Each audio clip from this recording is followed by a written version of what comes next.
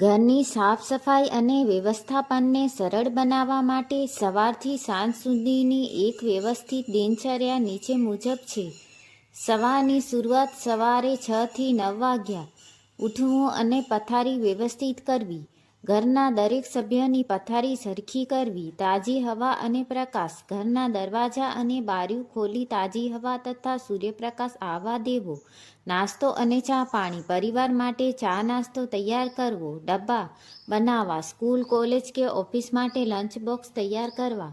કચરાપેટી ખાલી કરવી. ઘરનો કચરો કચરાવાળાને આપવો. સવારનો મુખ્ય સમય સવારે 9 થી બપોરે 12 વાગ્યા. ઝાપટ અને કચરા પોતું. આખા ઘરમાં ઝાડુ પોતું કરવું અને ફર્નિચર પરની ધૂળ સાફ કરવી. રસોડાની સફાઈ. રાત્રિના અને સવારના નાસ્તાના જૂઠા વાસણો સાફ કરી રસોડું ચોખ્ખું કરવું. કપડાં ધોવા. વોશિંગ મશીનમાં કે હાથથી કપડાં ધોઈ નાખવા. જરૂર મુજબ સ્નાન અને પૂજા. સ્નાન કરી ઘરના દેવસ્થાનમાં દીવો બત્તી અને પૂજા કરવી. બપોરનો સમય બપોરે 12 થી સાંજે 4 વાગ્યા. બપોરનું ભોજન પરિવાર સાથે જમવું અથવા તૈયારી કરવી. ધોયેલા કપડાં સુકાવવા કે સંકેલવા. સુકાયેલા કપડાં ઉતારીને યોગ્ય જગ્યાએ ગોઠવા. આરામ. અંગત સમય. થોડો સમય વિસામો લેવો અથવા વાંચન કરવું. સાંજના ભોજનનું આયોજન. સાંજે શું રંધાશે તે નક્કી કરો. કઠોળ પલાળવા કે શાકભાજી સુધારવાની તૈયારી કરવી. સાંજનો સમય સાંજે 4 થી રાત્રે 8 વાગ્યા. સાંજની ચા અને હળવો નાસ્તો. પરિવાર માટે ચા કે નાસ્તો બનાવવો. ઘરની લાઇટો અને દીવો. સંધ્યાકાળે ઘરમાં દીવો કરવો અને મુખ્ય દરવાજાની લાઇટ ચાલુ કરવી. રાત્રિના ભોજનની તૈયારી. રોટલી, શાક અને દાળ ભાત વગેરે. રાત્રિનું રસોઈ કામ શરૂ કરવું. બાળકોનું લેસન. જો ઘરે નાના બાળકો હોય તો તેમને અભ્યાસમાં મદદ કરવી. રાત્રિનો સમય રાત્રે 8 પછી. રાત્રિ ભોજન. પરિવાર સાથે રાત્રિનું ભોજન લેવું. રસોડાની આખરી સફાઈ. જમ્યા પછીના વાસણો સાફ કરવા. ઓટલો લૂછવો અને રસોડું ચોખ્ખું કરવું. કચરો કાઢવો. ઘરનો કચરો એકત્ર કરીને સવાર માટે ડસ્ટબિન ખાલી કરવી. બીજા દિવસની તૈયારી. સવારે શું નાસ્તો બનશે તે વિચારી રાખવું અને કપડાં ઇસ્ત્રી કરી તૈયાર રાખવા. સૂવાની તૈયારી.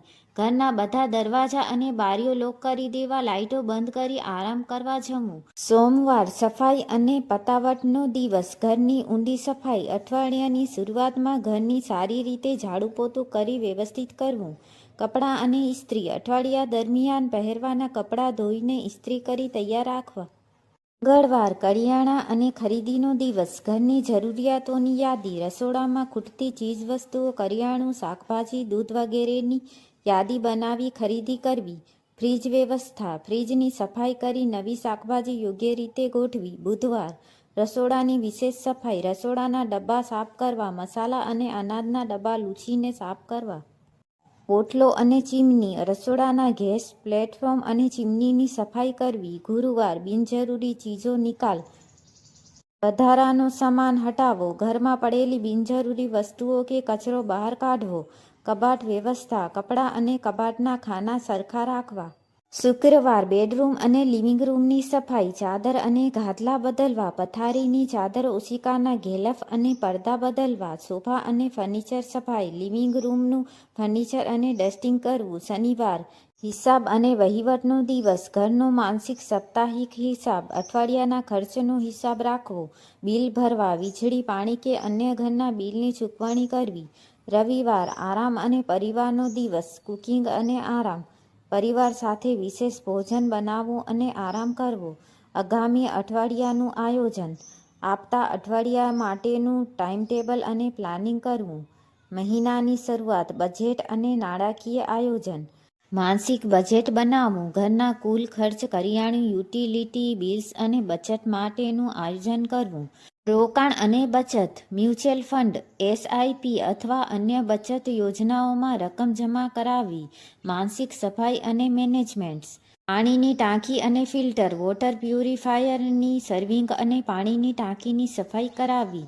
એસી અને ઇલેક્ટ્રોનિક્સ. એસીની ફિલ્ટર સફાઈ અને અન્ય ઇલેક્ટ્રોનિક ઉપકરણોની ચકાસણી કરવી. દિવાલો અને ઝારા સાફ કરવા. ઘરના ખૂણામાંથી ઝાડા કાઢવા અને પંખા સાફ કરવા. આરોગ્ય અને વ્યક્તિગત સંભાળ. Medical checkup. પરિવારના તમામ સભ્યો માટે નિયમિત સ્વાસ્થ્ય તપાસ કે રસીકરણનું આયોજન કરવું. દવાઓનું બોક્સ ચેક કરવું.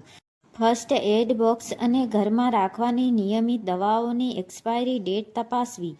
કબાટ અને સ્ટોરેજ મેનેજમેન્ટ. સિઝનલ કપડાં બદલવા. ઉનાળા કે શિયાળા મુજબ કપડાંની અદલાબદલી કરી કબાટ વ્યવસ્થિત કરવું. જૂની ચીજવસ્તુઓનું દાન. જે કપડાં કે સામાન ઉપયોગમાં ન હોય તેને જરૂરિયાતમંદને દાન આપવું.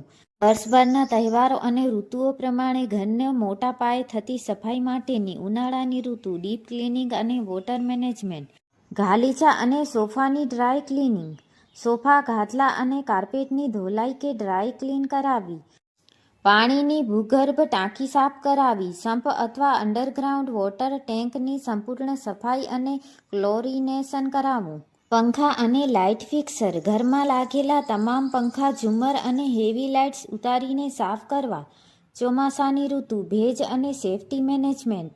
દિવાલો અને લીકેજ ચેક કરવું. ઘરની છત, દિવાલો અને બારીઓમાંથી પાણી ટપકતું હોય તો તેનું સમારકામ કરવું. ડ્રેનેજ અને ગટર લાઇન સાફ કરાવી. ચોમાસામાં પાણી ભરવાની સમસ્યા ન થાય તે માટે ઘરની આસપાસની ગટર અને પાઇપલાઇન ચેક કરવી. Electrical safety. ભેજવાળા વાતાવરણમાં શોર્ટ સર્કિટ ન થાય તે માટે વાયરિંગ અને પ્લગની ચકાસણી કરાવવી. શિયાળાની ઋતુ ગરમ વસ્ત્રો અને આરામદાયક વ્યવસ્થા.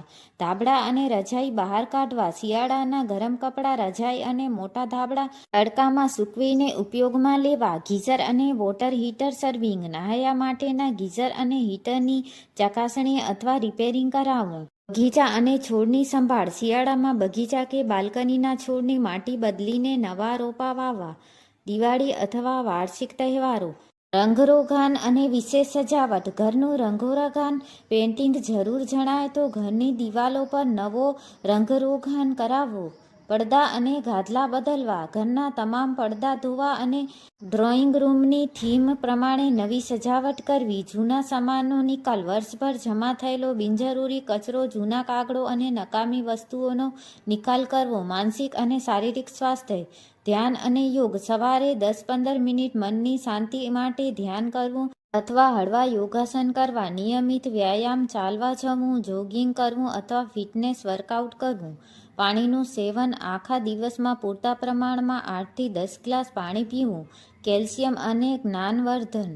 વાંચનની ટેવ. દરરોજ ઓછામાં ઓછા 15થી 20 મિનિટ કોઈ સારી પુસ્તક કે શૈક્ષણિક લેખ વાંચવા. નવી ભાષા અને કૌશલ્ય શીખવું. ઓનલાઈન કોર્સ દ્વારા નવું કૌશલ્ય જેમ કે કોડિંગ, ડિઝાઇનિંગ કે સ્પોકન લેંગ્વેજ શીખવું. પોડકાસ્ટ કે ડોક્યુમેન્ટરી. જ્ઞાનવર્ધક વિષયો પર પોડકાસ્ટ સાંભળવા અથવા ડોક્યુમેન્ટરી જોવી. સમય અને ધૈર્ય વ્યવસ્થાપન. દૈનિક પ્રાથમિકતાઓ નક્કી કરવી. દિવસના સૌથી મહત્વપૂર્ણ 3 કામોની યાદી બનાવી તેને પહેલા પૂરા કરવા.